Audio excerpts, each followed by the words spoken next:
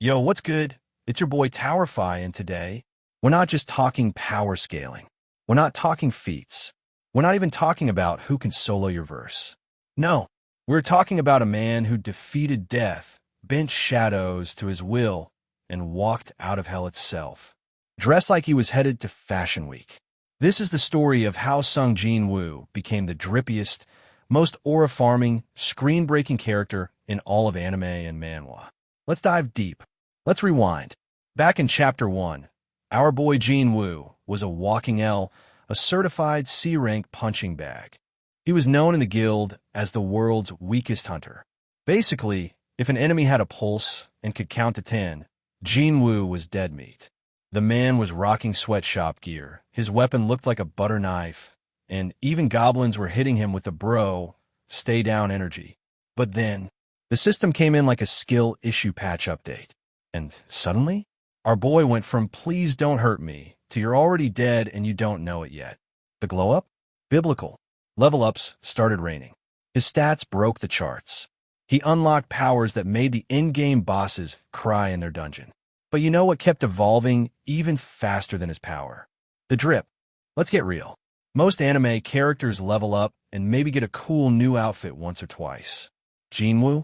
Every time he levels up, his clothes get darker, cleaner, and somehow heavier with intent. We're talking long black trench coats, thick-soled combat boots, tactical gloves, and a stare that could silence a crowd. And it's not just about how he dresses, it's how he wears the moment. Jin-Woo steps onto a battlefield like he's about to hit the runway. Hair tousled just right, eyes glowing with Bluetooth from hell energy, shadows slithering like obedient pets. There's no wind, but somehow his coat still sways. He doesn't dress to kill. He kills to dress. Now we get into the meat and soul of this video. Oha!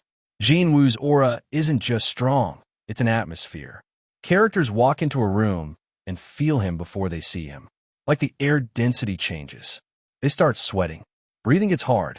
Everyone develops sudden, unexplained back pain. That's not asthma, bro.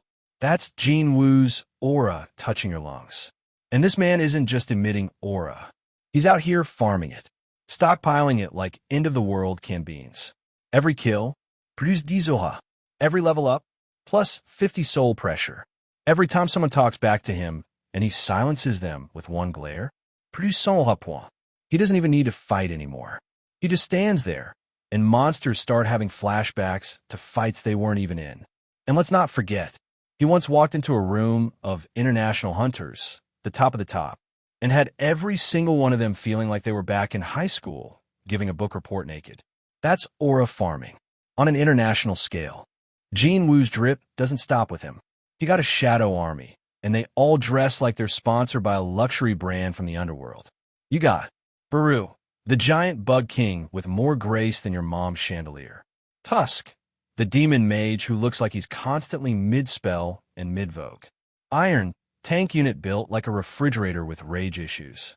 Even the background shadows pull up in that signature black cloak. You'd think Jin-Woo walked into a Hot Topic and said, I'll take everything, and 10,000 shadow copies. And they don't just look cool. They march with unity, with aesthetic, with menace. Like a fashion-forward cult that could wipe a city if he said the wrong thing.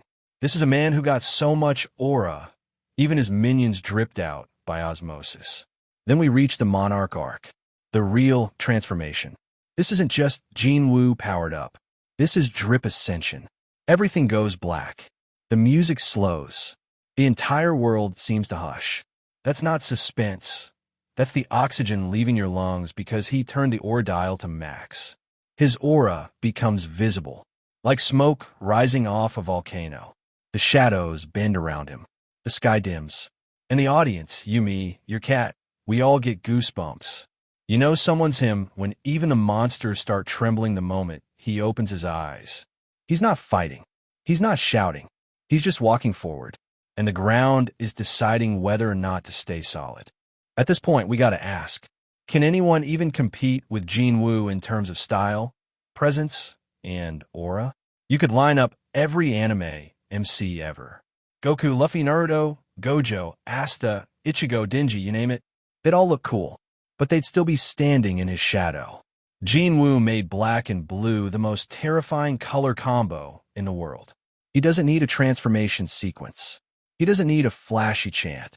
He just needs to show up, and you know exactly what time it is. Ohaokruk. Jin-Woo didn't just win battles. He broke the genre. He made silence scary. He made shadow stylish. He made leveling up feel like character development and wardrobe expansion at the same time. He's the only man whose stat sheet includes Fashion God and Aura CEO. And the best part? He's humble. He's not flexing. He's just built like that. He got drip that whispers, aura that screams, and presence that suffocates. Jin-Woo isn't just a strong protagonist. He's an icon, a fashion statement, a spiritual threat. He turned every panel into a photo shoot, every dungeon into a runway, and every enemy into a source of more aura XP. This has been Towerfy, breaking down why Sung Jin-Woo is the only man in anime that could walk into a black hole and come out looking cleaner. If you enjoyed this video, smash that like button, subscribe, and comment. Jin-Woo's aura is unfair, fire, sunglasses crown. And hey, if you think someone else has more drip, you better have receipts.